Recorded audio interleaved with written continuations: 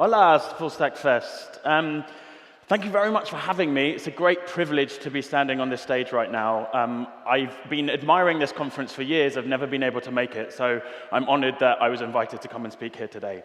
As Reggie said, my name's Patrick Hamann. You can catch me on Twitter there.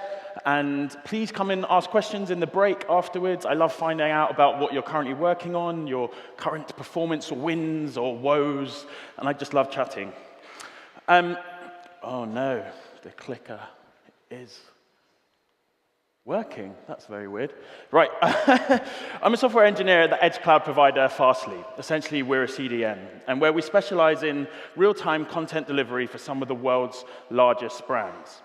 But my role at Fastly gives me the opportunity to think and do a lot of research about how we can make our customers' websites load as fast as possible. And that's precisely what I'm here to talk to you about today. So why am I here to talk to you? And why have I been invited? And you're probably wondering what the title "to push or not to push" even means. It's a very loaded title. I apologize for that. No, I'm not going to come and recite Shakespeare to you, even though that's where the line, kind of the meaning comes from. So why am I? And it's all because of this, right? If, like me, you may have heard lots of people say this in the past before, that HTTP2 is going to solve this performance problem. HTTP push is going to solve all of our performance woes. As soon as I turn that on, it's going to be fine. And I've actually been party to this. I've been part of that problem. I've sat on stages like this around the world and told people that H2 is going to solve everything. But unfortunately, that simply is not the case. And H2 isn't the magic golden silver bullet from the golden smoking gun that we thought it was going to be. And it's because resource loading in the browser is a very, very hard problem. But hopefully after this talk, you can have a much better understanding of why resource loading in the browser is hard, and what the techniques that we have today in our tool chest to help us, but also the new specifications that are landing in the future that are going to make it even easier. So why is it hard, right? I made a bold statement there. Resource loading in the browser is a very hard thing. And it's because of a couple of things. Performance is tightly coupled to latency, right? The speed of light is never going to change. That is physics. The closer that your user is to your servers and your clients, the faster your experience is going to be. We can't undo that. Connection costs are high. Every time that we download a resource and we force a browser to create a new TCP connection, it's a very expensive thing. It takes between 600 to 1,200 milliseconds on a 3G connection here in Europe to create a new connection before you can even do anything. And congestion control, TCP's congestion control algorithms, are there for very good reasons, but they penalize us right at the beginning of the loading experience of a web page as we open that congestion window and ramp up. So because of these two things, bandwidth is often underutilized. And the critical resources, such as fonts or application data, are normally hidden from the browser. The browser actually can't see them up front, and so the browser can't do its prioritization. And because all of this, it becomes a really, really hard thing. And the reason why bandwidth is often underutilized as well is most of the time these days, the browser is spent sitting executing JavaScript, because we like to send a lot of JavaScript down the wire these days. And so we can't actually, the pipe is left open. We could be using that open connection, but we're waiting for JavaScript to parse and execute first. So how can we load our resources most efficiently? And that's what I want, this thing is what I want to focus on today. And what best practice and patterns do we have now and in the future to help us solve these problems? So to do this, I first want to do a thought exercise. Let's think about the website that you're building today. Think about a project that you've worked on recently, or just look at the ft.com homepage up here. And if you could only deliver 3 assets, or 4 critical assets, and you weren't allowed to send any more assets down to the browser, what would they be for your website that you're building today? Can you do that thought exercise? Do we think that it's the logo? Is it the font file? I mean, think about, why did someone come to read the FT homepage? They probably came to read the news. What is that core user experience? What is the core thing that the user came here to do today? Optimize the delivery of those assets and nothing else. So for the FT, it's probably the branding. You need to tell them who you are. So the logo, the hero image, which is about that main article that I'm interested in reading, and the fonts to be able to read it. And then we also need to think about interactivity as well. There's no well and good just sending down all of those critical assets, and then I try and click on your hamburger icon, and I can't actually do anything. And so we talk a lot about, when we're talking about resource loading, about the critical path. And critical requests is what I've just said. I've just made you think about what are your critical requests. So my friend and industry colleague, Ben Schwartz of Calibre, described a critical request as one that contains an asset that is essential to the content within the user's viewport. And I would extend that and say that is essential to the user's core experience of the thing that they came to your website to do. It's highly likely the user only came to perform one action. So you need to think about that in terms of resources. What are the resources that that user needs in their browser to be able to do the thing that they came here for? Is it that lazy loaded content at the bottom of the screen on this? Is it the adverts? Is it the comment section below the fold? Unfortunately, the fold does exist. It is a real thing. And so you need to optimize for that core user experience at the beginning. So the question then is, what are your critical resources? I've mentioned fonts before. It's probably the critical CSS required just to render that above the fold viewport, the thing that the user came to do, not the rest of the CSS for the rest of the site. Hopefully, you're starting to consider delivering your CSS and JavaScript as root-specific bundles. Sia, after this talk, after the break, is going to be talking specifically about this. They're probably your fonts, right? The user needs to read something, but unfortunately, we're sending a lot of custom fonts down the wire these days. Your initial application route, as I said, if you're doing bundling, just the JavaScript required to initialize your application, not the rest of it. And something that I think that we don't talk enough about as well is your application data. You probably have a single-page web app, maybe, that you deliver all the JavaScript, but the first thing it does is then make a fetch request to fetch some user data or hit your database. That is a hidden critical sub-resource. The browser doesn't know that you're about to perform that, and you need to be optimizing the delivery and prioritizing the networking for that so that we can load as fast as possible. And so once you've identified what the requests are, we need to determine, again, I'm stressing this fact, that if they add to the user experience, is that request needed for the first meaningful paint? Do I need to deliver that JavaScript so that I can get interactivity, and so when they click on that hamburger icon, something's actually going to happen? And so it's this portion of the page lifecycle that I'm going to focus on today. How can we prioritize the delivery of those assets so we can send them down and allow the browser to get on with it as fast as possible? And so we can summarize that a good loading strategy is one that prioritizes above the fold rendering. The fold truly does exist. Prioritizes for interactivity, i.e. your JavaScript, your application data. It's easy to use. We talk a lot about this paradigm between developer experience and user experience, and I always say user experience first, but for you as a developer, the strategy for you to prioritize those resources needs to be easy for you to apply and for browsers to consume and understand. So we'll talk a bit about this later. And most importantly, it's easy to measure. There's no point in you doing performance optimizations if you haven't got a baseline first or haven't measured your site to know that those optimizations are actually making any difference at all. And so we've identified what we should be loading, our critical resources. Let's dive straight into how we can do this efficiently. And so the first technique that I want to talk about today is the Preload API, which is part of the Resource Hints API. And the paradigm here is, what if we could tell the browser about all of those critical resources that we've identified? We've listed 4 resources that we need the browser to download. What if we could tell them up front? You are going to need these resources. You might have not found them yet, but I'm telling you about them. Please prioritize the delivery of those resources. And so earlier we identified that fonts are a critical resource. But the problem with fonts is that the network request for a font is dispatched very, very late in the page lifecycle. And why is this? And this is because they're known as hidden critical sub-resources. And to understand why this is, we need to first understand how browsers go about actually making the request for the font and painting to the page. So first, we make a GET request for the index.html of the ft.com homepage, for example. We start to receive bytes down the wire from that, and we can parse the HTML incrementally and construct the document object model, or the DOM that we all know it.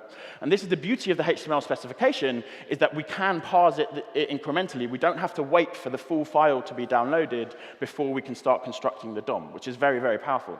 Halfway through that parsing of the DOM, we find a link element to a style sheet or a script element to a JavaScript. And we have to stop DOM construction at that point, and we have to go and perform the networking for them. So this is why CSS and JavaScript are known as render blocking resources, because they block construction of the DOM. We then have to go and perform the networking for the CSS file.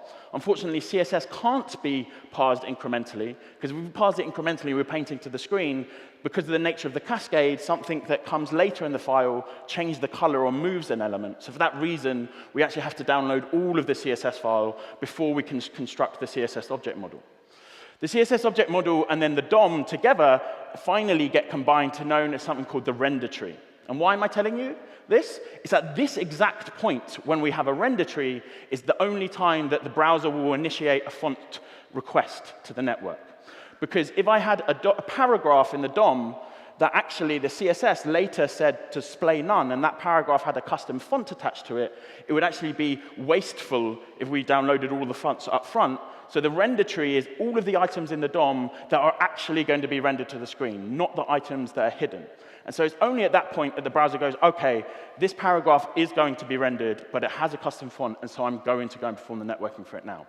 And the reason why I've told you all of this is because fonts are hidden critical sub-resources, and they're one example of them. But your application data, maybe some third-party JavaScript, or a module that you lazy load that's actually critical later on, are all hidden from the browser. The browser can't see them. And this is where the Preload API comes in. So here are some of those fonts, your application data, your application routes, and maybe some async third parties that I just discussed. And so Preload provides a declarative fetch primitive that initiates an early fetch, and it separates fetching from resource execution. And what does this mean? This basically has a way for you to tell the browser, go and preload this font file. You're not actually going to find it until you've constructed the render tree. So do the networking now, save it for later, because you'll find it later on. Then you'll go, oh, hey, I've already downloaded that. And that's exactly how the preload works. So now we have 3 new primitives. We have the link element with the rel attribute of preload in HTML. My favorite method is at the top, the HTTP header. So you can decorate your HTTP responses with preloads, saying preload this font, preload my application data, preload my JavaScript module. And the really exciting one that I don't think a lot of people use enough is that we can obviously then dynamically create and programmatically inject preload elements based on user interaction. Let's say you had a user hovering over a carousel button, and it's when they click that button, their image carousel loads. So why not, as they're hovering, inject loads of preload elements to preload the images so that when the carousel does open, they've actually all already loaded. So I think it's really, really powerful primitives here. And this is how simple it is. So let's look at what the impact it actually has. That ft.com homepage again, this is the network waterfall if we were to load it normally. So note how low down in the waterfall the font files are without preload. And this is because it's a hidden sub-resource. It's because they're not initiated until the render tree is constructed.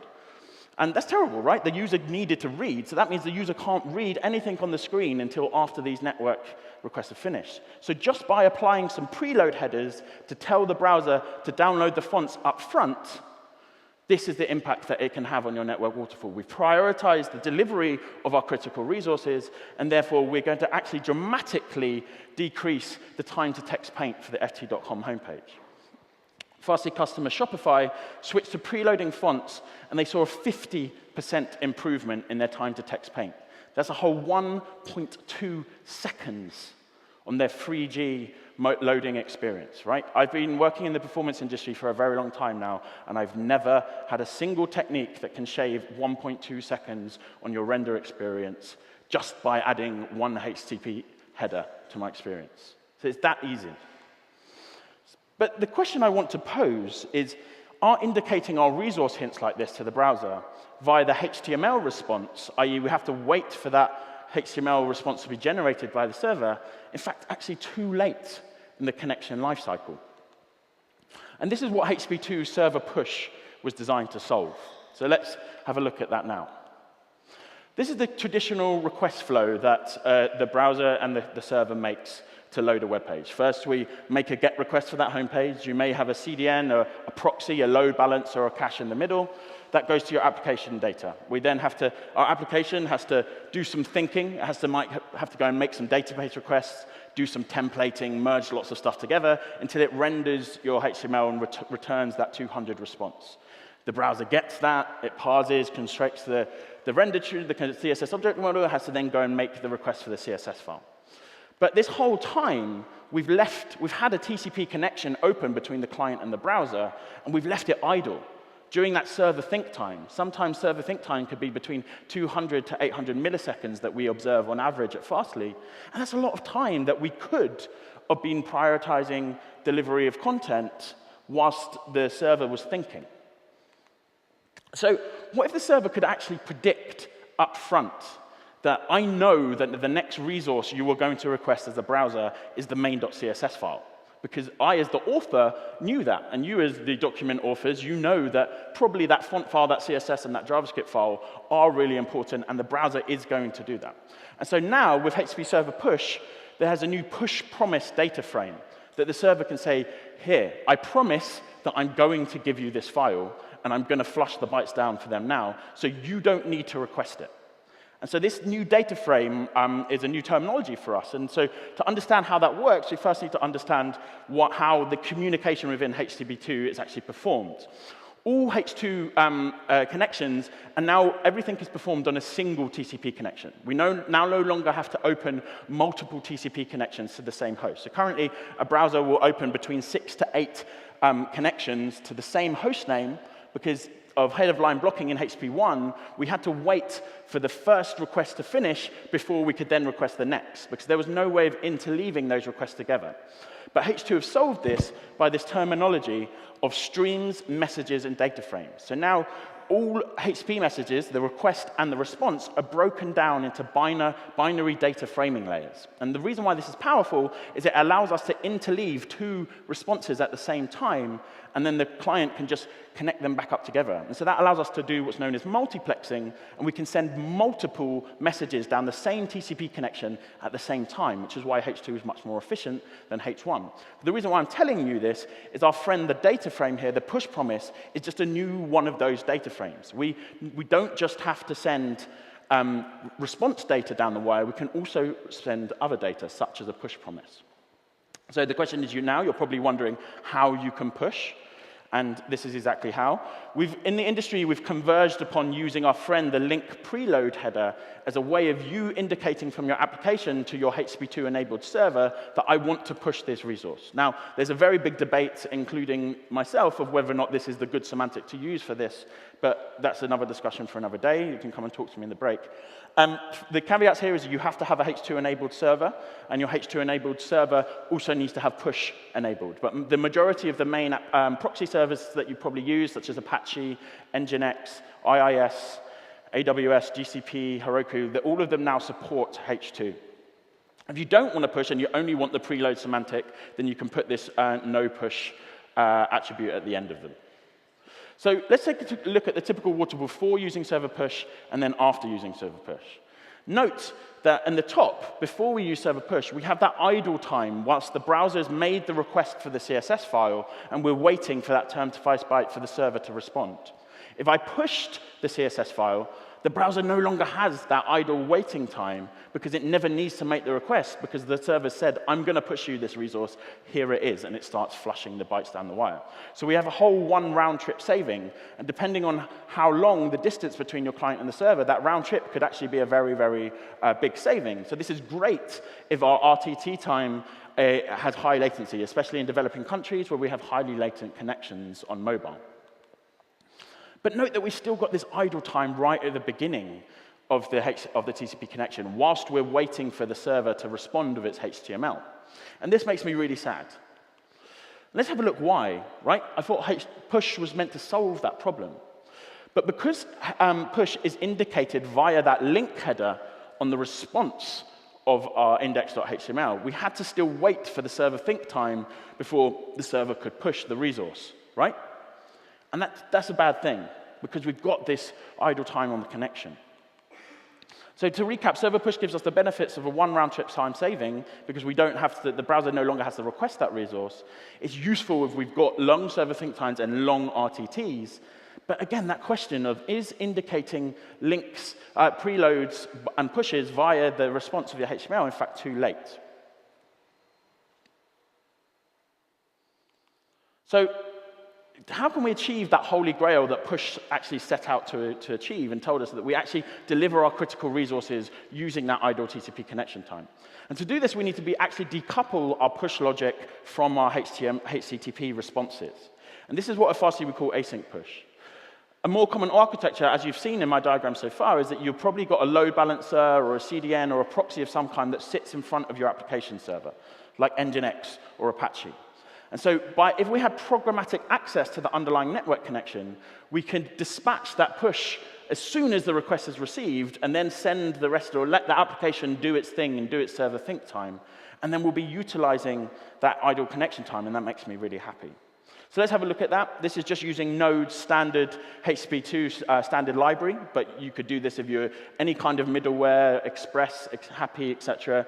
You have a request coming in, and if you have programmatic access to the underlying connection, here I'm creating a stream for the critical CSS file, and I'm pushing that down the wire, down my connection, way before I dispatch my database calls, done my user lookups, did some templating, etc. And this is how you can do async push and not relying on linked preload headers and your HTTP server to do those things. Now, if we did async push, now we've got our push example at the top, where yes, we had the one round time saving, but with async, we've managed to achieve that holy grail of pushing during the idle time right at the beginning of the connection. Now, the browser has all of the information it needs before it's even started to construct the document object model. And so we can have really fast instant painting. And that makes me really, really happy. So whilst push is really useful on the first view like this, I'm hoping some of you started to question, okay, well, what happens on the repeat view? If I have that same logic, am I just going to push again? And what if the client has already got that asset cached, right? Hopefully, the critical resources that we identified at the beginning of the talk, your critical CSS, your fonts, and your application data, they should be highly cacheable resources. You should have long max age headers on them, or you're using immutable URLs with hashes in them. But what would happen with push? We're actually going to push it again. And the problem here is that the server has no knowledge of what the client has got in its cache. So all we're going to do is actually push that resource every time the user requests our index.html, especially if we're using the preload link headers to push. We're just going to keep on doing this. And in fact, what ends up happening is we're going to overpush. And this is much more detrimental than pushing at all, because you're actually going to create contention on the network and slow down the building of the DOM and the rendering to the screen. And both myself at Farsi and our colleagues at Google have been noticing that overpushing has actually become more of a detriment than pushing at all has. But if you want to overcome that problem, one solution is to use the purple pattern. If you're more interested in this, especially if you've got a progressive web app and you're using a service worker, the pattern is that you push, on the initial load, you actually push all of the resources required for the entire application. They get filled and populated in the service worker cache, and then on the repeat view, everything's coming from the service worker cache, and it will never hit the network, so you'll never have the problem of over-pushing. If you're interested in that, I urge you to check out Adi and Eva's talk from Google I/O this year, and they detail the pattern a lot more. So the server's got no knowledge of the client cache state. And this is the problem here with push. But if all of this theory is right and everything I've told you, it still sounds like an awesome technique, and I can dramatically improve my, my render time if I pushed my critical resources. But adoption has been extremely low, and it's actually become quite tricky to implement. And so what is the problem here? In fact, first I'd like to ask a question. How many people are using HTTP2 in production? Okay, so not that many. And how many people, keep your hands up if you're using push? Right, wow, that's like no one. Okay? And so my point, thankfully, stands here, is that what is the problem? Why aren't we using it if it's such a great technique? So let's have a look at some of the problems. After we sent that push promise and we flushed the bytes down the wire, I actually lied to you earlier on. The client does have a way of resetting that in the repeat view of saying, no, I've got that in my cache, and don't send it to me. And this is in the form of a reset stream frame that the client can send to the server saying, reset the stream for that HTTP response. I don't need it, I've got it in my cache. But the problem here is that by the time the browser sends that, it's probably far too late because the server has already flushed all of the bytes, especially if your critical resources are small things like a critical CSS file. It's far too late, or it's flushed them into the TCP kernel on the server, and then that's in kernel space and not user space, and there's no way of telling the kernel to do that. And they're probably all on the network link anyway, and so actually it's far too late when the server receives this. The new QUIC protocol is going to solve this, the superseder to TCP, because they're moving a lot of this type of work into user space and out of kernel space. But it's going to be years until I come back to this stage to talk to you about QUIC. Another common area is how the browser actually caches the pushed resource that you push to it. When a network request leaves the page, it actually goes on this little dance through all of the browser's caches before it actually goes to the network. First, it looks at the memory cache. So that's all the resources that have been loaded for this session of that host name and for that lifecycle of this page. Then it goes into a service worker cache, checks if the resource is there. Then it goes finally into the HTTP cache, the one that we all know about with our cache control semantics, and it is a resource cached. And finally, the last cache it will look in is the push cache. So even if you've pushed that resource, but actually it already existed in one of the first three, what you've done is you've over-pushed again, and actually you've sent far too many bytes down the wire, and you've created contention on your network. The worst thing as well is that push caches are separate for each H2 connection that you have to the same host name.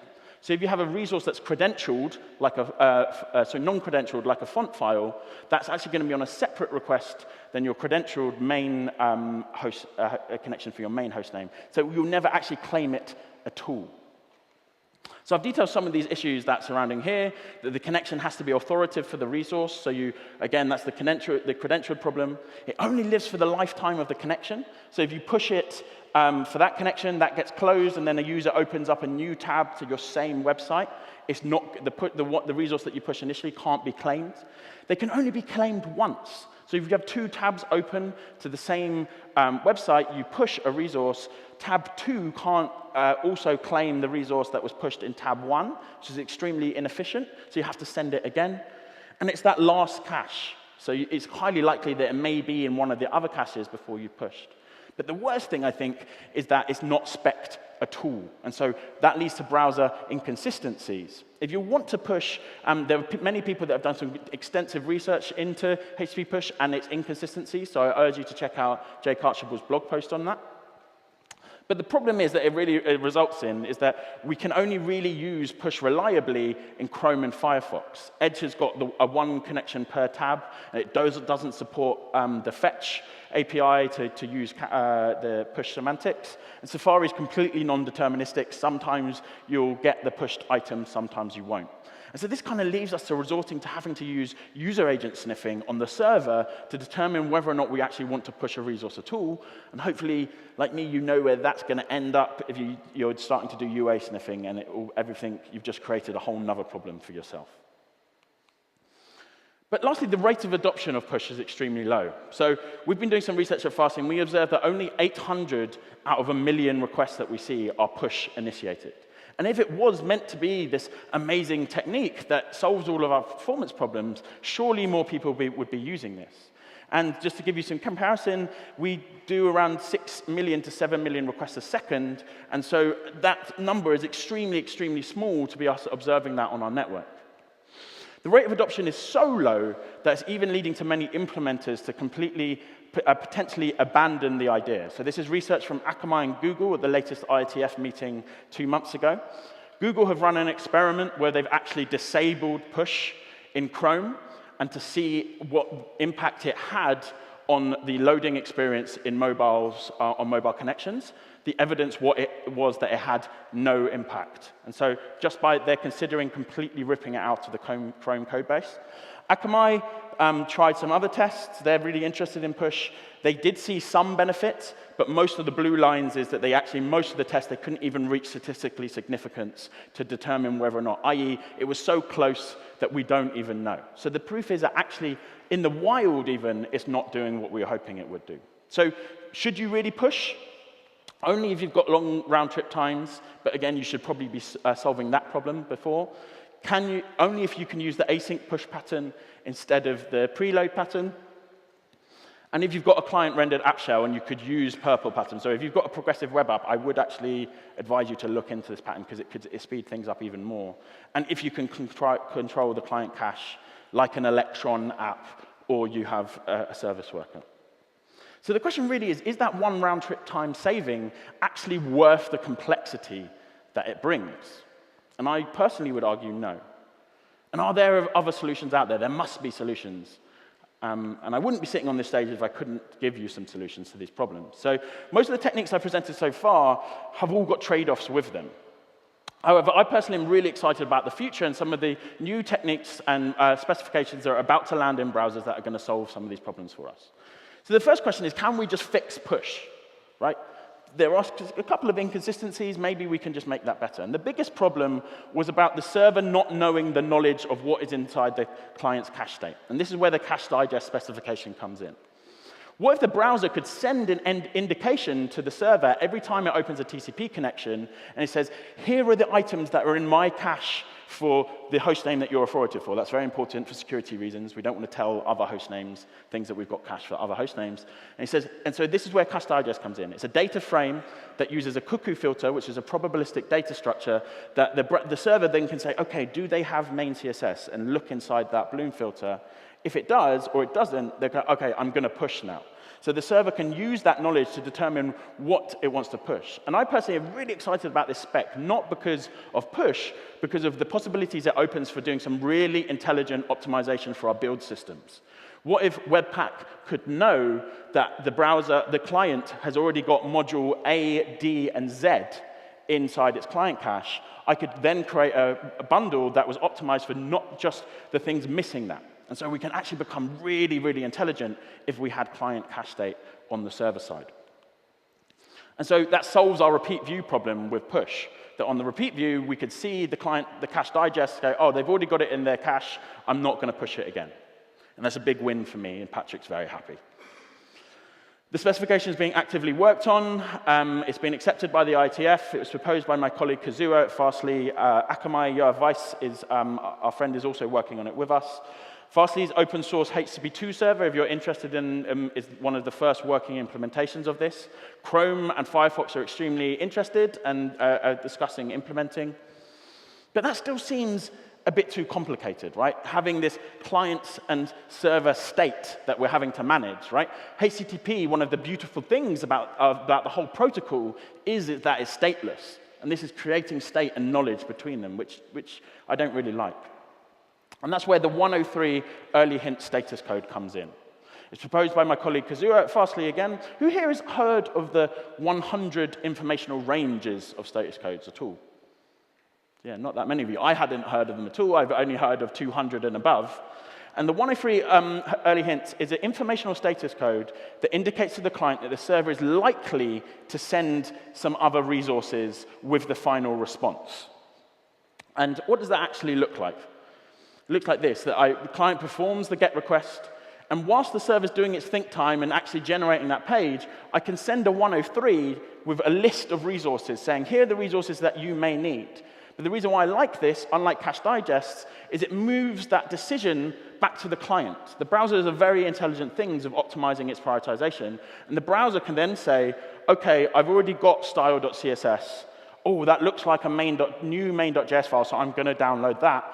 Oh, and I don't have that JSON data. So you're giving that power back to the client to make those decisions, which is extremely powerful. What's also interesting here is that this is actually a pattern that we've been doing for years. So when you make a search on Google and you're waiting for the search results page to come, the first thing that the Google search server does is it flushes the head of your document, i.e. the head element of your document, down to the client, way before they've sent your search query to the search database, because that allows the client to start doing the networking for the CSS and the JavaScript required, and then when they've got the search result back, that's when they flush the rest of this document. But the problem with that pattern is, what if the search result ended in a 500 or a 404? You've sent all of this data down, assuming that it was going to be a 200. And this is where standardizing it this way becomes extremely powerful, because the next response still could be a 500 or 404, and you're just giving a hint to the browser of, these are my critical resources. You can do what you want with that knowledge. Again, it's been accepted by the ITF. It's in draft mode.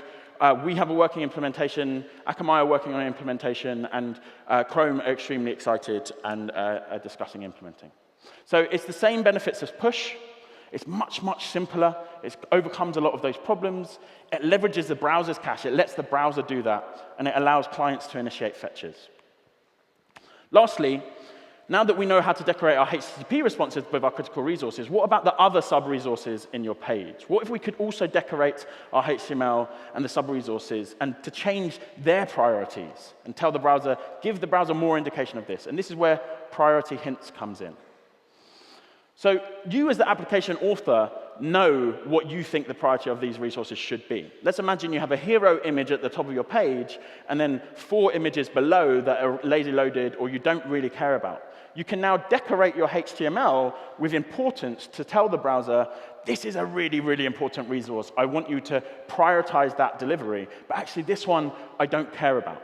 And so it's giving a lot more metadata to the browser, allowing the browser to become a lot more intelligent. Again, with your fetch requests in JavaScript, we now can say, this is actually quite a low importance, but I might need it later, do it asynchronously.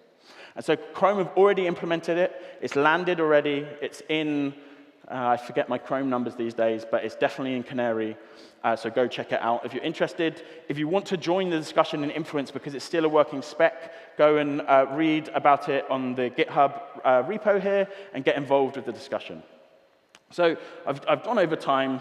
It's been a whirlwind tour of asset loading in the browser, and I've only just scratched the surface for each methodology. But I hope I've given you some new techniques that you can use today and some that are coming in the future. So unfortunately, HTTP2 doesn't solve everything. Resource loading in the browser is very hard, and I hope you now have a better understanding of why it is hard. And I can't stress this enough. I stressed it at the beginning, that performance is for humans. There's no point in doing this micro-optimization if it doesn't have a good impact on your user experience, that thing that the user came here to do. So always think about the user first before you do any optimization. And if you take away one photo or anything from this talk, I've summarized it here for you. That identify your critical resources, preload those hidden sub-resources like its fonts, your application routes, your application data, pre-connect to any critical third parties, avoid using push with preload. If you want to push, use async push. But in the future, priority hints, early hints, and cache digests hopefully are going to solve a lot of these problems for us, rather.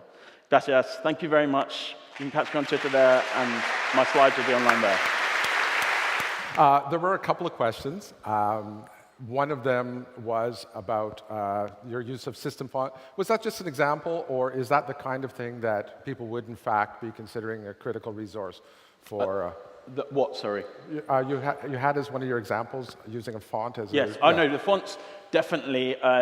Of all of the things that I listed as hidden sub-resources, fonts are the most important because of the way that I described that fonts, the network requests for them are initiated so late in the lifecycle, we really, really need to tell browsers about them. And I gave the Shopify example of saving about 1.2 seconds on loading.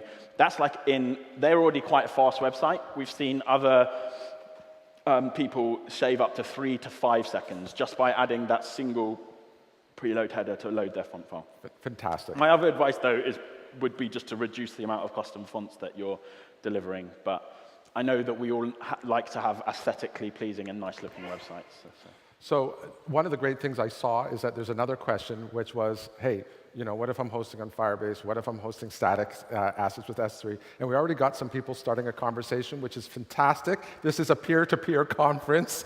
But if we could just get your quick opinion, what about people who aren't running their own elaborate server setup? Do you have a comment about Yes. about so that? Specifically, the Preload API is friendly for you because of this. So even though I said that the header version of it is my preferred method, you can still use the DOM version of it, just have a link element in your DOM. I'm assuming if you still have access to your actual underlying application code, even though it's being hosted by a third party. So you can still place preload and priority hints in your HTML. So just decorate your HTML then and not have to worry about the networking side of it.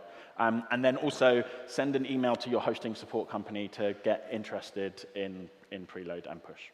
Well, fantastic. Folks, please continue the conversation in our forums. Thank you so much. Thank you.